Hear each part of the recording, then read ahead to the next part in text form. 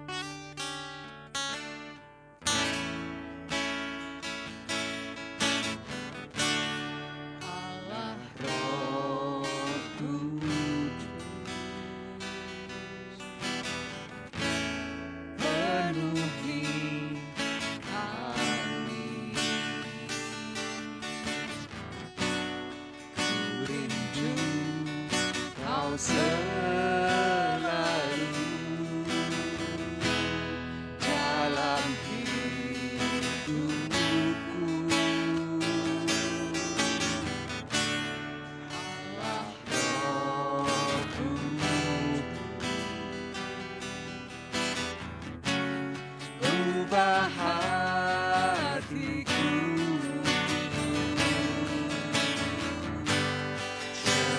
Jadikanku jamahlah, ku rindu hadirat-Mu. Ku sembah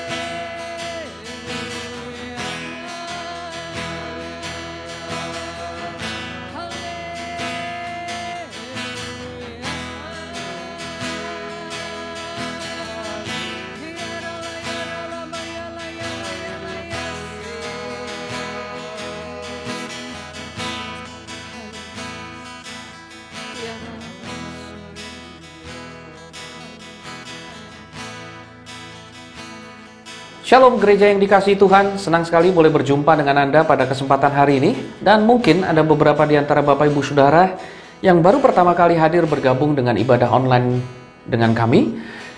Saya mewakili seluruh sidang jemaat Gereja Pengharapan Allah Surabaya mengucapkan welcome, selamat datang. Kiranya Tuhan memberkati saudara dimanapun Anda berada.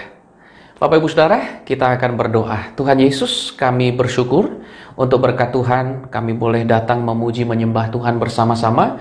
Meski kami masih dipisahkan oleh jarak, tapi kami tahu Roh Kudus menyatukan kami, sehingga kami boleh terus menggenapi apa yang menjadi tujuan Tuhan bagi hidup kami. Beberapa waktu kami sudah boleh belajar, diingatkan kembali bahwa kami diciptakan untuk menjadi penyembah-penyembahnya Tuhan, mendatangkan kesenangan bagi Tuhan dengan seluruh kehidupan kami. Kami juga bersyukur jikalau hari ini kami akan memulai pembelajaran kami, bagaimana kami boleh menjadi pribadi-pribadi yang ditentukan Tuhan untuk mengalami kuasa dari persekutuan. Biarlah kami punya kerinduan untuk bersekutu lebih lagi dan menyatakan Tuhan lewat persekutuan kami itu. Kiranya kasih setia Tuhan limpah atas setiap kami. Di dalam nama Tuhan Yesus Kristus kami berdoa. Amin. Beberapa waktu kita sudah belajar bagaimana saudara dan saya ditentukan Tuhan untuk menjadi penyembahnya Tuhan. Penyembah bukan hanya bicara datang dengan nyanyian, dengan musik saja, tetapi bagaimana seluruh kehidupan kita itu membawa atau mendatangkan kesenangan bagi Tuhan. Dan kita tidak mau berhenti di situ, karena Tuhan juga menentukan saudara dan saya untuk P yang kedua setelah penyembahan, yaitu persekutuan. Saudara dan saya tidak diciptakan untuk sendirian. Saudara dan saya tidak ditentukan Tuhan untuk berhasil sendirian. Kejadian 2 ayat 18. Satu kebenaran firman Tuhan yang saya ulas berkali-kali. Tuhan mengomentari kesendirian manusia dengan berkata, tidak baik kalau manusia itu seorang diri saja. Ada banyak bagian dari kitab suci yang lainnya, kalau saya sebutkan mungkin tidak akan pernah cukup waktunya.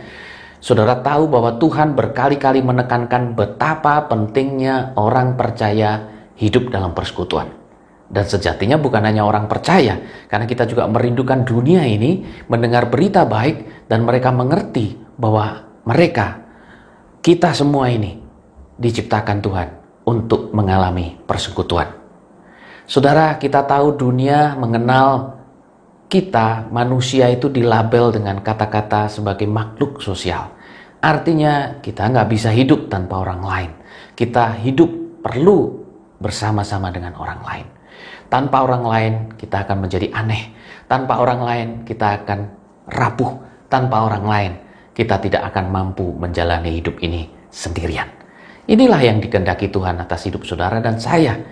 Nah, Bapak Ibu Saudaraku, sayang sekali tapi dalam perjalanannya bahkan gereja Tuhan sendiri kehilangan makna dari persekutuan itu sendiri. Persekutuan hari ini kebanyakan orang mendefinisikannya hanya sekedar kumpul-kumpul rohani. Daripada kumpul-kumpul sama orang dunia, kumpul sama orang-orang yang rohani mereka bilang. Datang ke gereja, pujian, penyembahan, dengerin firman, itu sudah persekutuan. Oke, secara arti organisasi memang tidak keliru bahwa itu adalah acara kumpul di mana ada persekutuan di situ. Tetapi sejatinya persekutuan bukan hanya kumpul-kumpul. Mari kita lihat definisi asli dari persekutuan. Kata persekutuan itu artinya dilebur atau dijadikan satu. Dengan kata lain, ada beberapa, lebih dari satu orang yang kemudian menjadi satu. Bahkan kalau kita telaah lebih lanjut, beberapa pengertian menunjukkan bahwa kata persekutuan itu artinya ada ikatan yang tidak terpisahkan. Jadi kalau mengacu kepada pengertian persekutuan yang sebenarnya, di mana ada ikatan, tidak dipisahkan, tentu itu bukan hanya sekedar kumpul-kumpul atau datang gereja setelah ibadah terus langsung pulang kan? Artinya persekutuan itu lebih dari itu. Bapak Ibu Saudara, tidak ada model yang lebih baik. Kalau saya boleh bagikan, selain model persekutuan yang dikerjakan oleh gereja atau jemaat mula-mula. Kalau kita melihat Kisah Rasul pasal yang kedua, kita akan melihat di sana kualitas persekutuan yang erat yang dikehendaki Tuhan terjadi atas saudara dan saya sebagai orang percaya khususnya. Sehingga kita bisa menggenapi apa yang Tuhan kehendaki atas hidup kita. Kalau kita melihat Kisah Rasul pasal yang kedua, mulai ayat 42 dikatakan di sana mereka bertekun dalam pengajaran rasul-rasul dan dalam persekutuan. Persekutuan yang sejati ini tentunya di situ. Apa yang mereka lakukan? Apakah mereka hanya kumpul, kemudian doa, perjamuan kudus, nyanyi, main musik, lalu pulang? Ternyata tidak. Mereka berkumpul, memecahkan roti dan berdoa. Ada kata selalu yang saya garis bawahi di situ. Saudara bisa lanjutkan nanti di ayat 43, 44, tapi saya langsung kutip ayat 45. Selalu ada dari mereka. Saudara, ada kata selalu lagi muncul di situ. Selalu ada dari mereka yang menjual harta miliknya, lalu membagi-bagikannya kepada semua orang sesuai dengan keperluan masing-masing. Ini bukan perkara yang mudah hari itu, saudara. Kenapa? Ada dua hal. Saya baca satu artikel, orang Israel itu terkenal, bangsa itu terkenal dengan satu keadaan sulit untuk peduli dan berbagi kepada sesamanya. Hal yang kedua yang menjadi tantangan pada waktu itu adalah mereka sedang dalam masa kesulitan, karena gereja Tuhan pada saat itu sedang mengalami masa penganiayaan. Jadi untuk berbagi bukan hal yang mudah, tetapi itu mereka lakukan. Persekutuan mereka sampai di tahap itu. Dengan bertekun dan dengan sehati mereka berkumpul tiap-tiap hari dalam bait Allah. Tiap-tiap hari. Wow. Mereka memecahkan roti di rumah masing-masing secara bergilir dan makan bersama-sama dengan gembira dan dengan tulus hati sambil memuji Allah. Bahkan di bagian lain, saudara akan melihat bahwa disebutkan kepemilikan satu orang itu bukan kepemilikan satu orang lagi, tetapi kepemilikan bersama. Dengan kata lain, sudah nggak ada lagi lulu dan gua-gua. Nggak ada lagi kata kamu, punyaku, punyamu, masalahmu, masalahku. Ya, nggak ada. Ada satu kesatuan, ada satu blend, ada satu merger yang terjadi di situ di mana mereka itu sepenanggungan bersama. Ini loh saudara, persekutuan yang dikehendaki Tuhan. Tadi saya garis bawahi kata tiap-tiap hari. Jangan diterjemahkan teks per teks. Kalau sudah terjemahkan hanya tekstual, teksnya saja saudara. Saudara mungkin akan berpikir, berarti persekutuan itu mesti tiap hari ke gereja gitu. Mari kita pahami esensinya di balik kata itu. Saudara melihat bahwa mereka lakukan itu tiap hari. Tentu adalah karena kontennya. Bahwa itu bukan hanya datang ke satu tempat, kemudian kumpul-kumpul yang rohani tadi saya bilang. Bukan itu. Ya. Apalagi kalau diperhadapkan dengan tantangan masa sekarang gitu, di mana kita punya kesibukan, ya, kita punya pekerjaan, tantangan pendidikan juga tidak makin mudah. Tentu untuk tiap hari datang ke gereja bukanlah hal yang mudah gitu. Tetapi tiap-tiap hari itu menunjukkan semangat mereka, kasih mereka, betapa kerinduan mereka itu sangat besar untuk peduli, untuk bersama-sama sebagai satu keluarga. Bagaimana dengan kita? Kita kadangkala untuk ketemu dengan keluarga rohani kita di gereja, 1 minggu sekali saja alasannya banyak banget. Untuk datang doa malam aja alasannya berjibun-jibun. Banyak sekali saudara. Untuk kita bisa datang dalam persekutuan care saja, ada saja yang menjadi halangan. Bapak Ibu Saudara, tidak demikian persekutuan yang dimiliki oleh jemaat mula-mula. Mereka erat sekali bersekutu. Bahkan tadi saya katakan, kepemilikannya sendiri sudah bukan menjadi kepemilikan diri sendiri, tapi milik bersama. Kamu butuh apa? Kamu perlu apa? Ayo berbagi. Seperti itu, luar biasa sekali. Dan Bapak Ibu Saudara, ini tentu tidak akan terjadi. Mereka tidak akan mengalami persekutuan yang erat kalau mereka nggak rasakan manfaat dan berkatnya. Jadi hari ini saya ingin mengawali pembelajaran kita beberapa waktu ke depan tentang persekutuan ini, untuk saudara dan saya bisa melihat berkat dan manfaat dari persekutuan itu. Karena kalau saudara bisa lihat berkatnya, saudara bisa lihat manfaatnya, saudara akan mengusahakan dan mengupayakan itu sungguh-sungguh. Saudara nggak akan menganggap enteng lagi persekutuan. Saudara nggak akan menganggap remeh lagi untuk datang ke gereja dan bersekutu dengan saudara seiman. Saudara nggak akan menganggap remeh lagi untuk mendelete atau mengcancel jadwal saudara untuk pergi ke persekutuan kelompok sel.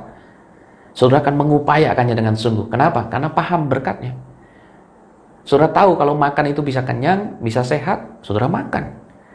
Saudara tahu kalau saudara belajar, saudara bisa pinter, saudara bisa tahu banyak hal. Dan kalau saudara tahu banyak hal, saudara bisa mengatasi banyak hal. Saudara bekerja, karena saudara tahu bekerja bisa datangkan uang, dan saudara bisa pakai uang untuk menghidupi kehidupan saudara setiap hari. Karena nggak ada yang gratis hari ini. Dengan kata lain, kalau saudara paham betul manfaatnya, saudara tahu betul berkat di balik semua yang saudara kerjakan. Meskipun itu sulit, Anda akan mengupayakan itu. Betul atau enggak? Jadi, mari kita akan lihat sama-sama. Ada berkat loh di balik persekutuan yang erat. Ada berkat di balik persekutuan yang erat. Bukan hanya acara kumpul-kumpul, tapi persekutuan yang erat. Ada berkat, ada manfaat yang luar biasa yang kita bisa dapatkan dengan persekutuan. Dan saya mendorong saudaraku semua untuk kita melihat satu persatu berkat itu, manfaat itu. Dan kalau kita sudah menyadari berkat dan manfaatnya yang begitu besar dampaknya, mari kita upayakan supaya kita menjadi bagian yang aktif berkontribusi dalam persekutuan yang erat di dalam Tuhan. Berkat yang pertama, manfaat yang pertama di balik persekutuan yang erat. Kalau kita hidup dalam persekutuan yang erat dengan keluarga, dengan teman, rekan, keluarga rohani di gereja, ada berkat, ada manfaat yang besar. Dan berkat atau manfaat yang pertama itu adalah kekuatan yang semakin besar.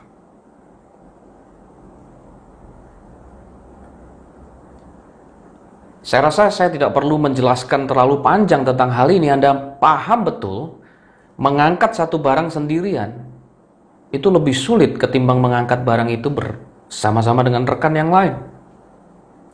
Kalau ada teman yang lainnya, ngangkat 2 orang jadi lebih enteng. Ada 3 orang, lebih enteng lagi. 4 orang, 5 orang, 6 orang, dan seterusnya akan makin enteng. Saudara melihat bahwa persekutuan itu mendatangkan kekuatan yang semakin besar. Bapak Ibu Saudara, memang tidak dipungkiri, semakin banyak orang, semakin besar komunitas, konfliknya makin banyak, gesekannya makin banyak. Tapi kita tidak bisa menolak kebenaran bahwa semakin banyak orang, semakin besar dan semakin erat sebuah persekutuan, itu akan meringankan tanggung jawab kita. Itu akan meringankan beban kita. Itu akan meringankan tugas kita. Karena sekali lagi, bahwa pada saat persekutuan terjadi, ada kekuatan yang semakin besar ada di situ. Saya bicara tentang kekuatan ini, saya bicara 2 hal. Yang pertama, kekuatan untuk bertahan. Kita tahu pada waktu kita sendirian, kita jadi lebih rapuh ketimbang kalau kita berdua. Kalau kita bertiga, berempat, berlima, kita akan lebih kuat untuk bertahan menghadapi segala sesuatu. Alkitab mencatat bahwa hidup ini adalah pertandingan. Dan kita tahu dalam pertandingan itu bukan hal yang mudah untuk bertahan sampai akhir. Itu kenapa Tuhan menciptakan saudara untuk bersekutu. Itu kenapa saudara dan saya diciptakan untuk persekutuan. Supaya kita punya kekuatan yang semakin besar untuk bertahan.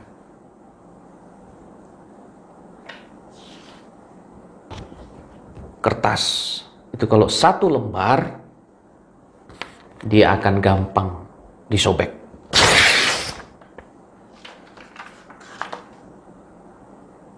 Anda kalau suka di kamar, nggak pernah mau ketemu sama orang, nggak mau bersekutu, maunya cuma sama 1 orang, 2 orang saja, nggak mau belajar bergaul. Saudara, saya tidak berkata bahwa saudara harus jadi orang people person seperti teman Anda, gampang ketemu orang. Oh enggak, saya tahu tiap kita ini punya pembawaan yang berbeda-beda. Ada yang suka nongkrong, kumpul sama banyak orang, ada yang suka sendiri. Tapi saya mau katakan satu hal. Tapi jangan dijebak, jangan terjebak oleh tipuan iblis di mana saudara kemudian tidak mau membangun persekutuan yang erat, tidak mau membuka diri dan percaya kepada orang lain. Karena itu akan membunuh Anda. Karena pada saat Anda sendirian, iblis suka sekali. Iblis gampang menghancurkan hidup Anda kalau Anda sendirian. Tapi coba bayangkan,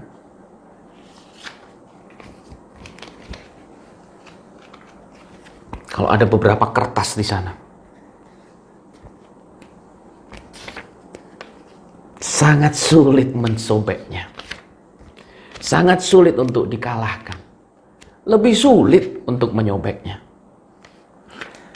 Dan saya berharap dari ilustrasi sederhana ini saudara bisa melihat bahwa semakin kuat persekutuan kita dengan 1, 2 orang, 3 orang teman kita, dengan rekan kita, persekutuan itu akan mendatangkan kekuatan untuk bertahan, kekuatan untuk tidak mudah dikalahkan. Kalau kita melihat jemaat mula-mula di Kisah Rasul pasal yang keempat, Alkitab mencatat tidak ada seorang pun yang berkekurangan di antara mereka. Tadi saya katakan bahwa mereka itu mengalami penganiayaan karena mereka mempertahankan, meyakini imannya kepada Yesus Kristus. Mereka yakin bahwa Tuhan tidak mati, dia bangkit. Dan banyak orang yang tidak suka pada masa itu. Mereka dikejar-kejar, dianiaya, bahkan tidak sedikit kalau kita baca Kisah Rasul yang menjadi martir karena nama Tuhan. Tapi yang luar biasa, mereka bertahan, mereka tetap kumpul, mereka tetap bersekutu. Bahkan Alkitab mencatat sekalipun penganiayaan terjadi, mereka tidak berkekurangan. Kenapa, saudara? Karena semua orang yang mempunyai tanah atau rumah menjual kepunyaannya itu, dan hasil penjualan itu mereka bawa dan mereka letakkan di depan kaki rasul-rasul, lalu dibagi-bagikan. Ini luar biasa. Hari ini kalau ada kegiatan misi, ada aksi misi, semakin banyak orang menolak. Tapi yang luar biasa, mereka justru melakukan itu. Mereka bertahan. Kenapa? Karena mereka mendapat manfaat, berkat dari persekutuan yang erat. Mereka berbagi. Yang satu kurang, yang satu lebih, yang lebih kasih yang kepada yang kurang. Ini satu teladan yang luar biasa. Ini satu kebenaran yang perlu kita terima, bahwa dengan persekutuan kita akan makin kuat. Jadi jangan suka menyendiri. Jangan suka sendirian. Jangan kejebak sama iblis. Lihat saudara, kalau Anda lagi punya masalah, Anda bawaannya pengen sendiri terus, betul nggak? Jangan lupa itu ada iblis di belakangnya. Karena pada saat Anda terjebak untuk kemudian menyendiri terus, iblis lebih mudah mengalahkan saudara. Ya, saya tahu bahwa dalam beberapa waktu mungkin Anda perlu waktu untuk tenang dan sendirian, it's okay. Tapi jangan berlama-lama. Kalau sudah berlama-lama, maka sudah akan terjebak dengan mengasihani diri, dan tidak jarang berakhir dengan bunuh diri. Don't do that. Karena kita tahu itu bukan kehendak Tuhan buat kita. Karena itu, ayo hidup dengan persekutuan, supaya ada kekuatan untuk bertahan. Kekuatan yang semakin besar ini juga bukan hanya kekuatan untuk bertahan, tetapi kekuatan untuk membawa pengaruh. Kekuatan untuk menjadi pengaruh. Ini hal yang kedua yang ingin saya katakan tentang kekuatan itu. Bapak Ibu Saudara, Kisah Rasul pasal yang ke-5, kita melihat bagaimana oleh rasul-rasul diadakan banyak tanda dan mujizat di antara orang banyak. Semua orang percaya berkumpul di serambi Salomo dan persekutuan yang erat. Orang-orang lain tidak ada yang berani menggabungkan diri kepada mereka, namun mereka sangat dihormati orang banyak. Ayat 14 dicatat, makin lama makin bertambahlah jumlah orang yang percaya kepada Tuhan, baik laki-laki maupun perempuan. Bahkan mereka membawa orang-orang sakit keluar ke jalan raya dan membaringkannya di atas balai-balai dan tilam, supaya apabila Petrus lewat, setidaknya bayangannya mengenai salah seorang dari mereka. Dan juga, saudara lihat di situ, orang banyak dari kota-kota di sekitar Yerusalem datang berduyun-duyun, serta membawa orang-orang yang sakit, orang-orang yang diganggu roh jahat, dan mereka semua disembuhkan. Ini loh saudara, kekuatan dari persekutuan. Bukan hanya kekuatan untuk bertahan. Pengkhotbah pasal 4 mengingatkan saudara dan saya. Bagaimana kalau ada orang lain pada saat kita jatuh, kita lemah, ada yang menguatkan kita. Sebaliknya pada saat teman kita jatuh, teman kita lemah, kita bisa menguatkan mereka. Kita akan punya kekuatan yang lebih besar untuk bertahan. Tapi nggak berhenti di situ. Baru saja kita baca Kisah Para Rasul mencatat bagaimana dengan persekutuan kita akan jadi pengaruh yang makin besar, pengaruh yang lebih besar lagi. Kalau Rizky nyanyi sendirian,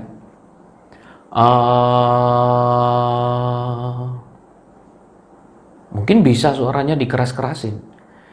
Tapi kalau yang nyanyi 2 orang, 3 orang, 4 orang, 5 orang, 6 orang, 7 orang, choir, ya, paduan suara, bisa indah, bisa keras sekali suaranya, bahkan tanpa mic sekalipun. Lihat saudara, 1 orang mungkin bisa didengar oleh 10 orang. Tapi 2 orang, 3 orang, 4 orang, 5 orang, bahkan sampai 10-20 orang, saudara akan bisa didengar oleh ratusan orang. Makin banyak, makin kuat sebuah persekutuan, pengaruhnya akan makin besar. Itu kenapa kalau saudara lihat pada waktu saudara nonton pertandingan sepak bola, itu kalau gol, satu stadion teriak, 50.000 sampai 70.000 orang teriak bareng-bareng. Wah, itu menggetarkan sekali kalau saudara pernah nonton pertandingan langsung di stadion ya. Saudara lihat bahwa 1 orang teriak, mungkin nggak akan seperti itu dampaknya. Tetapi karena bareng, kompak, itu menggemparkan suaranya. Beberapa kali kita melihat contoh cerita di Alkitab tentang peperangan, pada saat mereka bersorak sama-sama, itu menggetarkan bumi.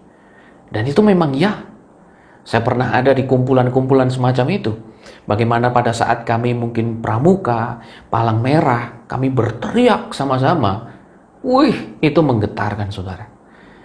Ini yang saya katakan, ada kekuatan untuk membawa pengaruh yang lebih besar. Mereka bukan hanya jadi pengaruh, jemaat mula-mula itu bukan hanya jadi pengaruh di Yerusalem, tapi sampai ke daerah-daerah sekitarnya, bahkan sampai ke seluruh dunia, sampai hari ini. Bukankah kita ini adalah buah dari ketekunan mereka? Bukankah kita ini adalah buah dari persekutuan yang erat itu? Di mana 12 orang rasul bersama dengan beberapa jemaat yang mungkin tidak banyak dianiaya, tetapi mereka terus mengembangkan persekutuan yang erat. Sehingga kekuatan untuk boleh menjadi pengaruh yang makin besar buat Yerusalem, buat daerah sekitarnya, buat daerah di luar Yerusalem, dan sampai ke ujung bumi, sampai hari ini. Bapak Ibu Saudara, ini loh yang Tuhan mau sadarkan kepada kita. Ada berkat, ada manfaat di balik persekutuan yang erat. Dan itu adalah kekuatan yang semakin besar. Saudara, maukah Anda mengalami kekuatan yang semakin besar? Kekuatan untuk bertahan, kekuatan untuk menjadi pengaruh yang lebih besar lagi. Jangan suka sendirian. Jangan bergerak sendirian. Ayo bersekutu, makin erat persekutuan kita. Supaya kita bertahan semakin kuat, supaya kita menjadi pengaruh yang semakin hebat. Haleluya. Berkat atau manfaat yang kedua dari persekutuan yang erat adalah pertumbuhan yang berkelanjutan. Di mana ada persekutuan yang erat, kita akan mengalami pertumbuhan yang berkelanjutan. Kalau kita melihat dalam Kisah Rasul pasal yang kedua, ayat 41 sampai 47, coba saudara lihat awal dan akhir dari perikop firman Tuhan di sana. Jemaat mula-mula dicatat orang-orang yang menerima perkataannya itu memberi diri dibaptis. Dan pada hari itu jumlah mereka bertambah kira-kira 3.000 jiwa. Ada orang yang dibaptis, ada orang yang menyatakan langkah iman mereka kepada Yesus. Dan jumlah, ya, ini baptisan ini bicara tentang kualitas. Jadi artinya ada kualitas, ada hati yang percaya, ada peningkatan kualitas di situ, ya. Dan pada saat dicatat tentang bertambah kira-kira 3.000 jiwa itu artinya ada penambahan secara kuantitas. Dan ayat 47 saya lompat. Saudara lihat di situ dikatakan mereka disukai semua orang dan tiap-tiap hari Tuhan menambah jumlah mereka dengan orang yang diselamatkan. Luar biasa sekali. Nah, konsistensi ini terjadi tentu karena persekutuan. Persekutuan yang erat akan menjaga satu pertumbuhan yang bukan hanya sehari, 2 hari, seminggu, tetapi akan terus berkelanjutan. Itu kenapa Alkitab katakan dari tiap-tiap hari itu ditambahkan jumlah mereka.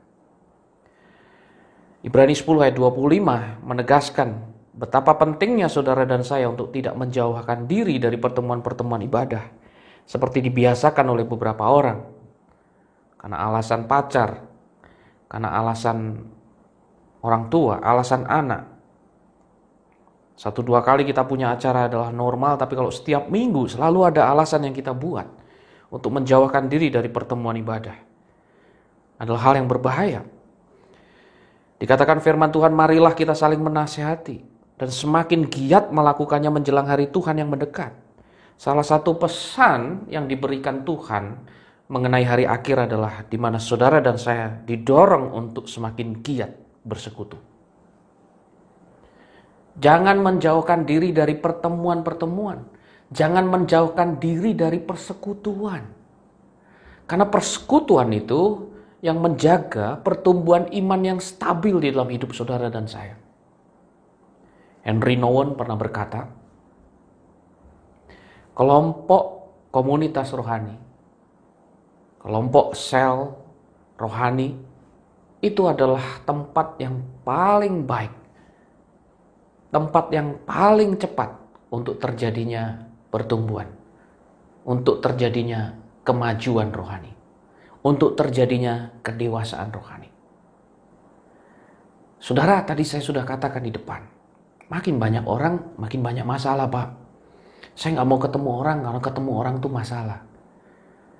Saya pernah kutip beberapa kali kata-kata dari Maxwell. People is problem. Setiap kali kita ketemu manusia, ya kita pasti ketemu masalah. Jangankan sama orang luar, di keluarga kita aja kita kadang bergesekan dengan kakak kita, dengan adik kita bergesekan dengan orang tua, bergesekan dengan anak. Karena kita memang satu pribadi yang unik. Tapi mari kita sadari, saudara, memang persekutuan butuh proses, butuh perjuangan, butuh upaya yang keras. Dan jangan menyerah, karena tadi kita sudah melihat bahwa berkat dan manfaat dari persekutuan adalah kekuatan yang lebih besar. Dan bukan berhenti di sana. Pada saat kita mau mengupayakan persekutuan, ada kemajuan rohani, ada pertumbuhan yang berkelanjutan.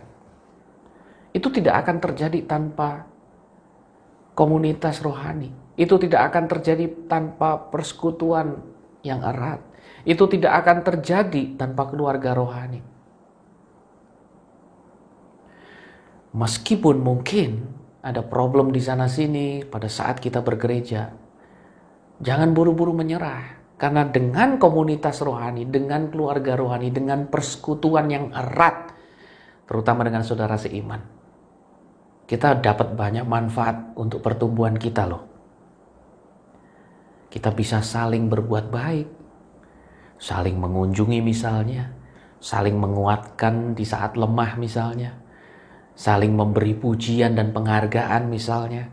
Pada saat kita bisa punya kesempatan saling berbuat baik, kita punya kesempatan untuk menyatakan kasih Tuhan. Halo? Bagaimana kita bisa menyatakan itu kalau kita nggak bersekutu? Nggak berhenti di situ. Dengan persekutuan kita itu bisa saling membentuk karakter. Nah, tadi saya sudah bilang, ketemu orang ketemu masalah. Justru lewat masalah Tuhan pakai itu untuk bentuk karakter kita. Betul nggak? Besi menajamkan besi, kata firman Tuhan. Jadi pada saat kita bergesekan dengan orang, di sanalah kita belajar mengampuni. Pada saat kita bergesekan pendapat, di sanalah kita belajar untuk merendahkan diri, mematikan keakuan kita, dan mengalah untuk kepentingan orang yang lebih banyak. Saudara, karakter kita akan terbentuk dengan persekutuan.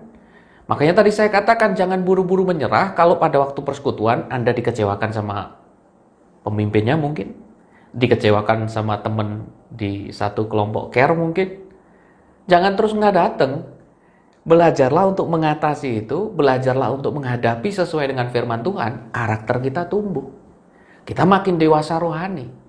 Tapi kalau tiap kali ada masalah, gesekan dengan satu orang, kita langsung lari, kita mundur, kita nggak ke gereja lagi, kita nggak persekutuan lagi, pindah gereja lagi, pindah persekutuan lagi. Saya jamin Anda pindah ratusan kali, Anda akan tetap ketemu masalah.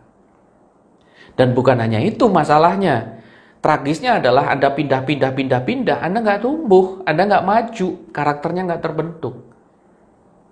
Sekali lagi, kalau kita ketemu persekutuan, kemudian ketemu orang bermasalah, jangan buru-buru menyerah. Karena di situ karakter kita akan dibentuk. Ya. Dan bukan hanya itu loh saudara. Tadi kita belajar untuk saling mengasihi, saling berbuat baik ya, saling menabur dalam perbuatan baik, dalam persekutuan yang erat. Yang kedua, kita juga belajar di situ karakternya dibentuk. Dan lewat persekutuan kita juga menggenapi tujuan Tuhan yang lain dalam hidup ini. Apa itu? Pelayanan.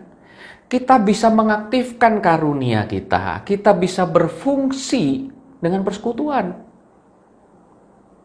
Anda pinter ngomong, pinter ngajar. Kalau nggak ada yang diajar gimana coba? Ngomong sendiri kayak orang gila. Halo? Anda sangat suka melayani. Melipat kursi, membersihkan karpet, dan yang lainnya. Lah, kalau nggak ada yang dilayani gimana? Nggak bisa. Saudara pinter nyanyi, suaranya bagus. Kalau nggak ada yang dengerin, buat apa? Halo? Saudara pinter main musik, tapi kalau nggak ada yang nyanyi sendiri, ya, dimainin sendiri, nggak enak, saudara. Saudara lihat, dengan persekutuan, saudara bisa mengaktifkan karunia, saudara bisa melayani. Nanti kita akan belajar poin ini berikutnya ya, bahwa Tuhan juga menentukan saudara untuk pelayanan. Dan bagaimana kita bisa berfungsi dalam karunia kita dan melayani kalau nggak ada orang lain, kalau kita nggak bersekutu. Jadi kalau saudara diberi kepercayaan untuk melayani dalam persekutuan, terima itu. Belum bisa, coba dulu. Takut, coba dulu. Minder, coba dulu. Berjalannya waktu, saudara akan menemukan karunia saudara dengan persekutuan. Nah, 3 hal ini saja saudara sudah bisa melihat bahwa 3 hal ini akan mempengaruhi pertumbuhan saudara. Betul atau tidak? Karakter tentu itu akan mempengaruhi kedewasaan iman Anda. Bagaimana kita bisa berbuat baik, praktek iman, praktek firman Tuhan. Jelas itu akan mempengaruhi pertumbuhan saudara. Anda bisa pelayanan, makin jago main musik, makin jago khotbah, makin jago ngajar. Itu semua akan mempengaruhi pertumbuhan Anda. Bapak Ibu Saudara, ini loh firman Tuhan mau mengingatkan kita hari ini. Ada berkat dan manfaat yang besar di balik persekutuan yang erat. Kita akan mengalami pertumbuhan yang berkelanjutan. Amin. Bapak Ibu Saudaraku, 2 hal ini saja yang ingin saya sampaikan kepada saudara. 2 hal ini sebetulnya menjadi satu pijakan yang luar biasa, bahwa berkat ini akan membawa kita kepada berkat yang makin besar setiap hari. Di mana kita bisa mendapatkan kekuatan yang semakin besar untuk bertahan, untuk menjadi pengaruh seperti yang Tuhan kehendaki. Karena Tuhan memberkati saudara bukan hanya berhenti Anda diberkati, tetapi bagaimana kita jadi berkat, jadi pengaruh, jadi dampak yang lebih kuat. Dan itu terjadi karena persekutuan yang erat. Dan berhenti di situ. Tuhan mau saudara terus berbuah-buah. Pertumbuhannya stabil, dan itu tidak akan terjadi tanpa persekutuan. Makanya saya menguatkan Anda, kalau hari ini Anda sudah lama nggak persekutuan, Anda mungkin belum bersekutu, belum bergabung dengan CARE. Anda mungkin pernah kecewa dan tidak pernah bergabung lagi dengan CARE. Ini waktunya. Saudara kontak. Saudara bisa hubungi nomor CARE Center gereja kami. Saudara cari tahu, Pak, saya mau ikut persekutuan. Saya mau ikut kelompok komunitas rohani di gereja ini. Saya sudah katakan, tidak ada yang sempurna di dunia ini. Dalam CARE kami mungkin juga nggak sempurna. Pasti ada masa-masa di mana saudara berbeda pendapat, berbeda pikiran, mungkin merasa kok nggak dihargai ya, kok nggak dipuji ya. Tapi percayalah, jangan berhenti di situ. Bertumbuhlah lewat persekutuan yang erat. Kalau saudara bisa mengatasi hal itu, saya sangat percaya saudara akan dipakai Tuhan dalam berkat-berkat yang semakin besar. Bapak Ibu Saudara, jangan lupa, pastikan Anda sudah punya keluarga rohani. Pastikan Anda bersekutu dan bukan hanya datang ibadah, pujian penyembahan, pulang. Datang ibadah, pelayanan, pulang. Tapi kenal saudara seimanmu, kenal keluarga rohanimu. Kuatkan satu dengan yang lain. Ada masa-masa berselisih, belajar saling mengampuni. Saya percaya ada kekuatan yang semakin besar. Ada pertumbuhan yang berkelanjutan. Itu jadi berkat buat kita. Mari bersemangat bersekutu di dalam Tuhan. Kita berdoa. Tuhan Yesus yang baik, syukur kami naikkan kepadamu karena hari ini kami diingatkan kembali betapa pentingnya kami ini bergabung dalam keluarga rohani. Betapa pentingnya kami ini bersekutu. Karena ada berkat di balik persekutuan yang erat. Ada berkat di balik keluarga rohani. Ada berkat yang besar pada saat kami mau membuka diri dan percaya kepada orang lain. Ada berkat yang besar pada saat kami mau berkontribusi aktif kepada saudara-saudari seiman kami. Tuhan, jikalau hari ini pada saat firman Tuhan diberitakan, ada di antara kami yang sudah lama tidak bersekutu, tidak punya persekutuan yang kuat, persekutuan yang erat. Tolong kami Roh Kudus, supaya kami memberanikan diri untuk membuka diri kembali. Tolong kami jikalau ada kekecewaan di hati kami, Tuhan yang menyembuhkan, Tuhan yang memulihkan. Kasih Tuhan tercurah hari ini secara luar biasa, melimpah dalam hati kami, sehingga kami dipulihkan Tuhan, sehingga kami boleh memberanikan diri kembali, melangkahkan kaki kami untuk pergi ke persekutuan. Dan kami juga mau berdoa buat kami yang sudah terlibat dalam persekutuan, biar kami tidak mudah menyerah meskipun menghadapi tantangan, rintangan. Kami juga berdoa supaya kami bertahan sampai akhir, berkontribusi dengan aktif kepada komunitas rohani kami, keluarga rohani kami, sehingga hidup kami memuliakan Tuhan, hidup kami menggenapi kehendak Tuhan. Terima kasih Tuhan, di dalam nama Tuhan Yesus Kristus, kami mau mengalami berkat-berkat yang luar biasa itu di dalam persekutuan yang erat di antara kami. Kiranya di antara kami ada kekuatan yang semakin besar untuk bertahan sampai akhir, sampai Yesus datang kedua kalinya. Ada kekuatan yang semakin besar untuk kami dipakai Tuhan menjadi dampak yang lebih kuat. Bagi kelas kami, bagi keluarga kami, bagi tempat kerjaan kami, bagi kota kami, bahkan bangsa kami dan dunia ini. Tuhan juga memberkati kami untuk mengalami berkat pertumbuhan yang berkelanjutan, berbuah-buah, sampai Yesus datang dan kami boleh mendengar kata-kata, baik sekali perbuatanmu, hai hambaku yang setia. Terima kasih Tuhan. Di dalam nama Tuhan Yesus Allah kami hidup, kami berdoa. Haleluya. Amin. Selamat bersekutu. Jangan lelah bersekutu, karena ada berkat besar di balik persekutuan yang erat.